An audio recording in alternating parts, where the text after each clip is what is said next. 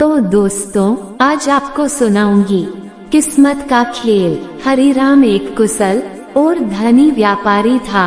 उसने अपने धन से गरीबों की बहुत मदद की थी, अनाथाश्रम और धर्मस्थल बनाए। अपने दानी स्वभाव के कारण हरिराम का पूरे गांव में बहुत सम्मान था। हरिराम ने अपनी बेटी की शादी एक बहुत बड़े घर में कर दी।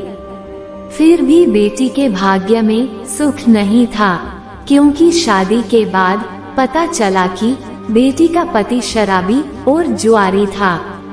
बेटी को दिया सारा धन उसने जुए में समाप्त कर दिया और अब उसकी बेटी बहुत ही गरीबी की जिंदगी जी रही थी।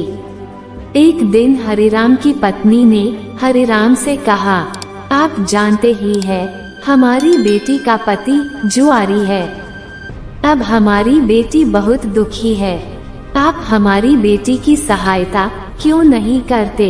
यूं तो पूरी दुनिया की मदद करते फिरते हैं।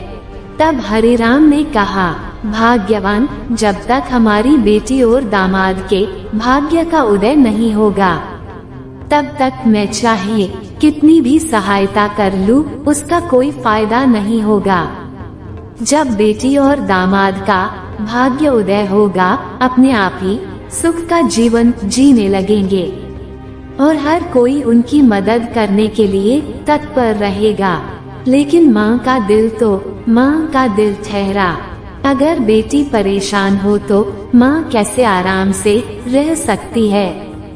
इसलिए वह सोचती रहती थी कि बेटी की मदद कैसे करे।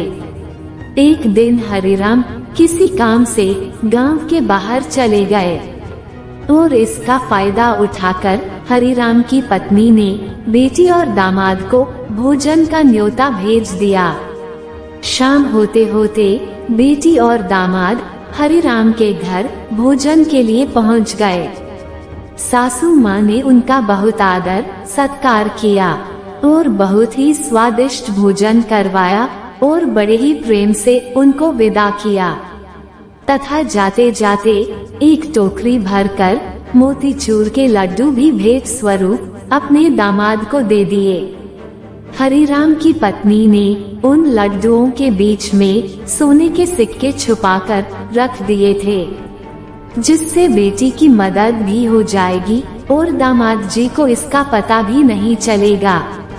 बेटी और दामाद जी विदा लेकर चल देते हैं। रास्ते में दामाद अपनी पत्नी को सुनाकर कहता है, कहने को तो तुम्हारे पिताजी इस गांव के बहुत बड़े धनवान व्यापारी है, मगर विदाई में क्या दिया? केवल मोतीचूर के लड्डू।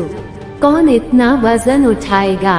किसी मिठाई वाले को बेच देता हूँ, कम से कम मेरे हाथ से वजन तो कम हो ही जाएगा।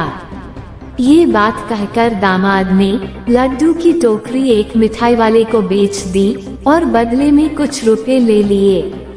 शाम के समय हरिराम अपने घर को लौट रहा था। रास्ते में वही मिठाई वाले की दुकान दिखी, जिसमें दामाद ने मोतीचूर के लड्डुओं को बेच दिया था। हरिराम को मोतीचूर के लड्डू बहुत ही पसंद थे, इसलिए मिठाई वाले से वही मोतीचूर के लड्डू की टोकरी खरीद ली और अपने घर ले आया। हरिराम की पत्नी ने जब देखा कि लड्डू की टोकरी सेठ जी लेकर आ रहे हैं, तो उन्होंने पूछा, ये क्या लेकर आए हैं? हरिराम ने कहा, तुम्हारे लिए मोतीचूर के लड्डू लाया हूँ। एक मिठाई की दुकान पर दिखे तो ले आया। सेठानी ने लड्डू की टोकरी पहचान ली और लड्डू फोड़कर देखा तो उसमें वही सिक्के निकले जो उसने लड्डुओं में डाले थे।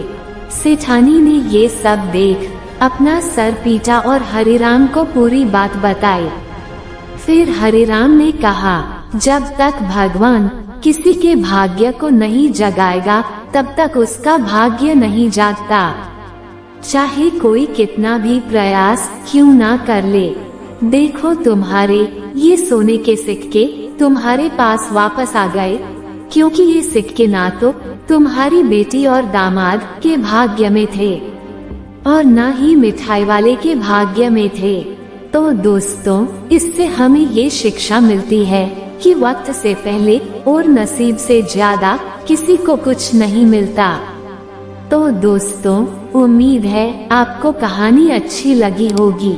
अगर अच्छी लगी हो तो लाइक जरूर करें। धन्यवाद।